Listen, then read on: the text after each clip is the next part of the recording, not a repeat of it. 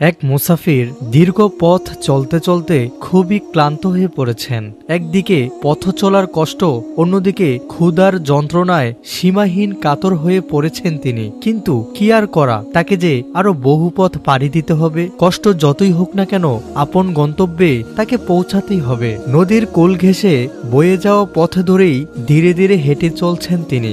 স্রোতের অবিরাম কলকল ধ্বনি তার কানে ভেসে আসছে। ক্ষুধার কারণে দুর্বলতা তার পথ চলা বারবার বাধাগ্রস্ত হলেও আল্লাহর ওপর ভরসা করে তিনি এক পা দুপা করে সামনে এগিয়ে চলছেন। মুসাফির লোকটি বয়সে তরুণ, সবেমাত্র কৈশোর পেরিয়ে যৌবনে পা দিয়েছেন। দীর্ঘ সফর ও প্রচন্ড ক্ষুধার কারণে তার চাঁদের মতো সুন্দর মুখটি অনেকটাই মলিন হয়ে গেছে। তার নিকট মুখে দেওয়ার মতো কোনো খাবার ছিল না। নিকটে কোনো বাজার না থাকায় কোনো কিছু কিনে খাওয়াও সম্ভব হচ্ছিল না। এমনটা অবস্থায় প্রচন্ড ক্ষুধায় অতিষ্ঠ হয়ে বারবার তার হৃদয়ের মণিকুটায় একটি কথা জাগ্রত হচ্ছিল যে, আহা, এখন যদি কুদরতিভাবে আমার জন্য সামান্য খাবারের ব্যবস্থা হতো তাহলে কতই না ভালো হতো। একথা চিন্তা করতে করতে হঠাৎ তার দৃষ্টি স্রোতের পানিতে আটকে গেল। তিনি সীমাহীন আশ্চর্য হয়ে লক্ষ্য করলেন একটি তরতাজা সুন্দর ফল স্রোতের পানির সাথে তারই দিকে ভেসে আসছে। এতে তিনি অত্যন্ত আনন্দিত হলেন। ভাবলেন, এটা আমার জন্য খোদার পক্ষ থেকে এক অপূর্ব নিয়ামত। তাই ফলটি কাছে ভিড়তেই তা উঠিয়ে খেয়ে নিয়ে ক্ষুধার যন্ত্রণা মিটালেন। ফল খেয়ে শেষ করার পর তিনি মনে মনে বলতে লাগলেন, হায়, আমি একই করলাম। এই ফলটির তো নিশ্চয়ই কোনো মালিক আছে। আমি তো মালিকের অনুমতি ছাড়াই উহা খেয়ে ফেলেছি। হায়, আমার কি অবস্থা হবে? আমি খোদার দরবারে এর জন্য কি জবাব দেব? যুবক মুসাফির বিনা অনুমতিতে অপরের ফল খাওয়ার জন্য খুবই অনুতপ্ত ও দুঃখিত হলেন। তিনি এরপর পরিণাম চিন্তা করে অত্যন্ত বিচলিত হয়ে পড়লেন। শেষ পর্যন্ত অনেক চিন্তা ভাবনা করে এই সিদ্ধান্ত উপনীত হলেন যে যেভাবেই হোক ফলের মালিক খুঁজে বের করে তার নিকট অবশ্যই ক্ষমা চাইতে হবে। যদি তিনি মেহেরবানি করে আমাকে ক্ষমা করে দেন তাহলেই কেবল আমি মুক্তি লাভ করতে পারি। অন্য কোনো উপায়ে আমার মুক্তি পাওয়া অসম্ভব। সিদ্ধান্ত নেওয়ার পর তিনি কাল বিলম্ব না করে প্রকৃত মালিকের খোঁজে বের করার জন্য যেদিক থেকে ফলটি ভেসে এসেছিল সেদিকে হাঁটতে শুরু করলেন। দীর্ঘ পথ চলার পর নদীর তীরে তিনি একটি ফলের বাগান দেখতে পেয়ে বড়ই খুশি হলেন। ভাবলেন, আমি যে ফল খেয়েছি তা হয়তো এই বাগানেরই হবে। সুতরাং এখন বাগানের মালিককে খুঁজে পেলেই আমার কৃত অন্যায়ের প্রতিকার করার পথ সুগম হবে। বেশ কিছুক্ষণ খোঁজাখুঁজির পর তিনি মালিকের সাক্ষাৎ পেয়ে প্রথমে আলহামদুলিল্লাহ বলে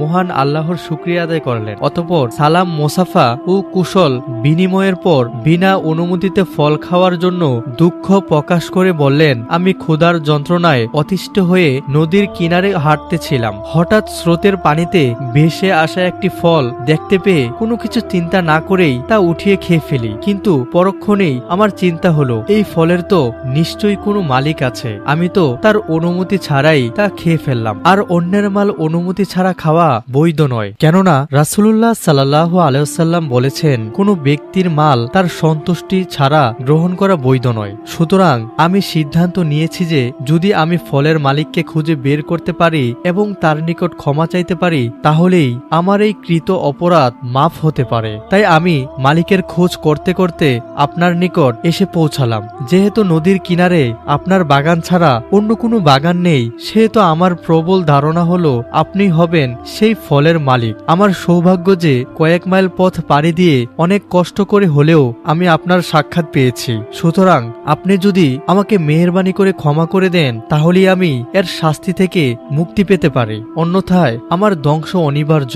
যুবকের কথা শুনে মালিক অবাক হয়ে রইলেন। কিছুক্ষণ তার মুখ থেকে কোনো কথা বের হলো না। ভাবলেন, এই যুবক তো সাধারণ কোনো যুবক হতে পারে না। আমার বাগান থেকে নদীতে পড়ে যাওয়া কত হাজারো ফল কত মানুষ খেয়ে নিল, কিন্তু কেউ তো আজ পর্যন্ত ক্ষমা চাইতে এলো না। কেউ কখনো অনুমতি নেওয়ার প্রয়োজনও বোধ করেনি। যে ছেলে ক্ষুধার যাতনায় পিষ্ট হয়ে কুড়িয়ে পাওয়া একটি ফল অনুমতি ব্যতীত খেয়ে ফেলার কারণে এতটা বিচলিত হয়ে পড়তে পারে এবং এর ক্ষমা পাওয়ার জন্য এত কষ্ট স্বীকার করতে পারে, সে নিশ্চয়ই কোনো আল্লাহওয়ালা ছেলে না হয়ে পারে না। তার অন্তরে খোদার ভয় পূর্ণ মাত্রায় আছে বলেই সে এমনটি করতে পেরেছে। আমারও সৌভাগ্য যে আমি বহুদিন পর একটি উপযুক্ত ছেলে পেয়েছি। বাগানের মালিকের ছিল এক সুন্দরী কন্যা। কুদরত যেন নিজ হাতে তাকে তৈরি করেছেন।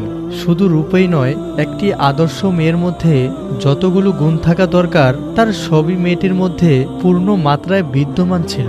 উক্ত মেয়ের জন্য বাগানের মালিক আজ বেশ কয়েক মাস যাবৎ একটি দিনদার পরেজগার ও আল্লাহওয়ালা পাত্র খুঁজছিলেন। সুতরাং উক্ত যুবককে পেয়ে তিনি মনে মনে খুব খুশি হলেন এবং সিদ্ধান্ত নিলেন যে এই যুবকের হাতেই আমার নিজ হাতে গড়া কলিজার টুকরা মেয়েকে উঠিয়ে দেব। যুবকের ক্ষমা চাওয়ার পর বাগানের মালিক কিছুক্ষণ চিন্তা করলেন, অতঃপর বললেন, বাবা, আমি তোমাকে কেবল একটি শর্তেই ক্ষমা করতে পারি। যদি তুমি এই শর্ত পালন করো তাহলেই কেবল তুমি মুক্তির আশা করতে পারো, অন্যথায় নয়। যুবক বলল, আমি অপরাধী, সুতরাং একটি কেন, যত শর্তই আপনি দেন তা মানার জন্য আমি প্রস্তুত আছি। যে কোনো মূল্যে আমাকে ক্ষমা পেতেই হবে। শর্ত যত কঠিনই হোক না কেন তা আমাকে পালন করতেই হবে। জনাব, দেরি না করে অনুগ্রহ করে আপনার শর্তটি কি তা বলার জন্য অনুরোধ করছি। মালিক বললেন, আমার একটি অন্ধ, খোঁড়া, বোবা ও কালো মেয়ে আছে। ক্ষমা পেতে চাইলে এই মেয়েটিকেই তোমার বিয়ে করতে হবে। যুবক ক্ষমার আশায় এই কঠিন শর্তটি মেনে নিতে সম্মত হলো। বলল, আপনার এইরূপ মেয়েকে বিবাহ করার বদলেও যদি আমি ক্ষমা পেয়ে যাই তাহলে একে আমার জন্য পরম সৌভাগ্যই মনে করব। যাই হোক, এই অসম বিয়েতে যুবক রাজি হওয়ার পর নিয়ম মোতাবেক নির্ধারিত সময়ে বিয়ে হয়ে গেল। এবার অন্ধ, বোবা, কালো ও খোঁড়া নববধূর সাথে সাক্ষাতের পালা। রাত যখন কিছুটা গভীর হলো তখন বাগানের মালিক নতুন জামাতাকে একটি কামরা দেখিয়ে বললেন, এতে প্রবেশ করো। এখানে যে মেয়েটি আছে সে তোমার জীবন সঙ্গিনী, সুখ দুঃখের সাথী। শ্বশুরের নির্দেশে যুবক ধীরে ধীরে কামরায় প্রবেশ করলেন। দেখলেন এক রূপসী সুন্দরী মেয়ে খাটের ওপরে উপবিষ্ট আছে। প্রিয়তম স্বামীকে ঘরে প্রবেশ করতে দেখেই মেয়েটি বলে উঠল, আসসালামু আলাইকুম ওয়া রাহমাতুল্লাহি ওয়া বারাকাতুহু। যুবক এইরূপ একটি পরিস্থিতির জন্য মোটেও প্রস্তুত ছিল না। তিনি আশ্চর্য হয়ে লক্ষ্য করলেন যে তার শ্বশুর আপন মেয়ের যেসব গুণাবলী বর্ণনা দিয়েছিলেন তার একটিও মেয়েটির মধ্যে নেই। তাই তিনি ভীত বিহ্বল হয়ে মনে মনে বললেন, এই অপূর্ব সুন্দরী মেয়েটি কে? আমার স্ত্রী তো এমন হওয়ার কথা নয়। আমাকে কোনো ইমানি পরীক্ষায় ফেলা হয়নি তো? এই নির্জন নীরব কুঠিরে এক সুন্দরীর নিকট আমাকে পাঠিয়ে দেওয়া হলো। আমাকে ইমান হারা করা হবে না তো?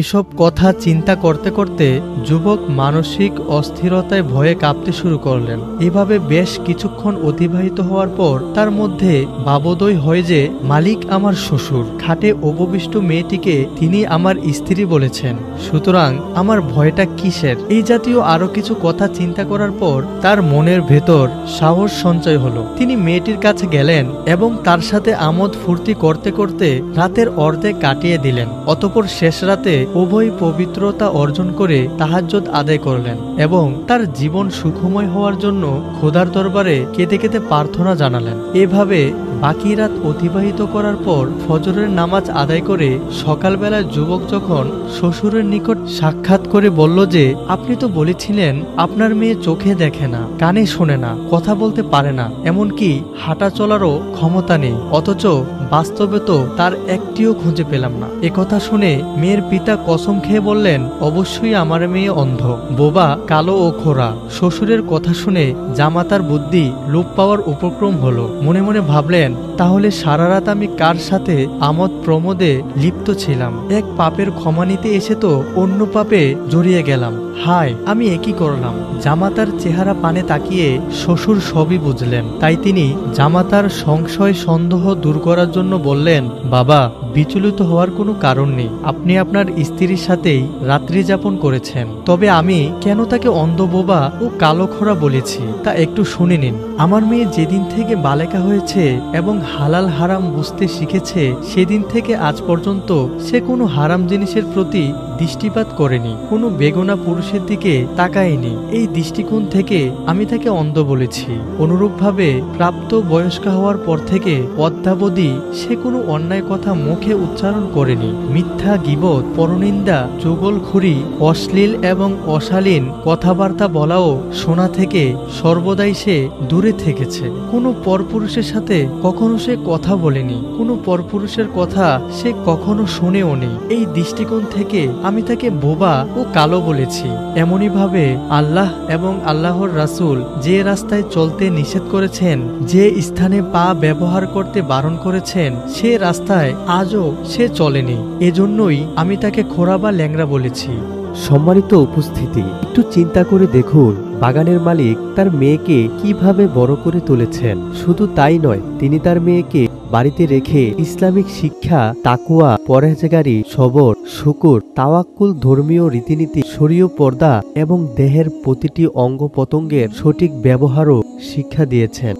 ছোট থেকে বিয়ের আগ পর্যন্ত তিনি তার মেয়েকে 18 পারা কোরআনের হাফেজও বানিয়েছেন। মোট কথা, একটি আদর্শ নারীর মধ্যে যতগুলো মানবীয় গুণাবলী থাকা প্রয়োজন তার সবই তিনি মেয়েকে শিক্ষা দিয়েছেন।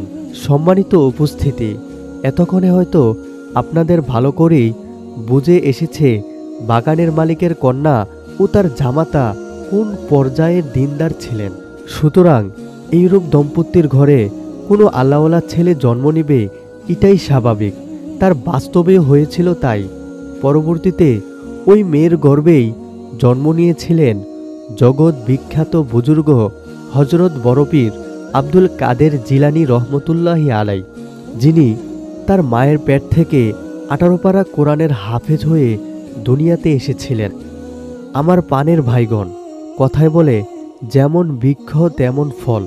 তেঁতুল গাছ লাগিয়ে যখন আঙ্গুর ফলের আশা করা বোকামি ছাড়া কিছুই নয়, ঠিক অনুরূপভাবে একজন বেহায়া নারীর গর্ভে থেকে সভ্য, সৎ ও আল্লাহওয়ালা ছেলে আশা করা বোকামি ছাড়া কিছুই নয়। যেসব মেয়ে ইসলামের গুরুত্বপূর্ণ পর্দার ফরজ বিধানকে পালন করে না, পেট, পিঠ ও দেহের লোভনীয় অঙ্গগুলো প্রদর্শন করে রাস্তায় চলাফেরা করে, বিয়ের পূর্বেই বয়ফ্রেন্ডের সাথে গালগল্প ও আড্ডায় মেতে ওঠে, যারা দিন রাত টিভি সিরিয়ালে অশ্লীল ছবি দর্শন করে, যারা নামাজ, রোজা, ইসলামের বিধিবিধান পালনের ধার ধারে না, তাদের গর্ভ থেকে কি করে নেককার, পরেজগার ও আল্লাহওয়ালা সন্তান আশা করা যায়?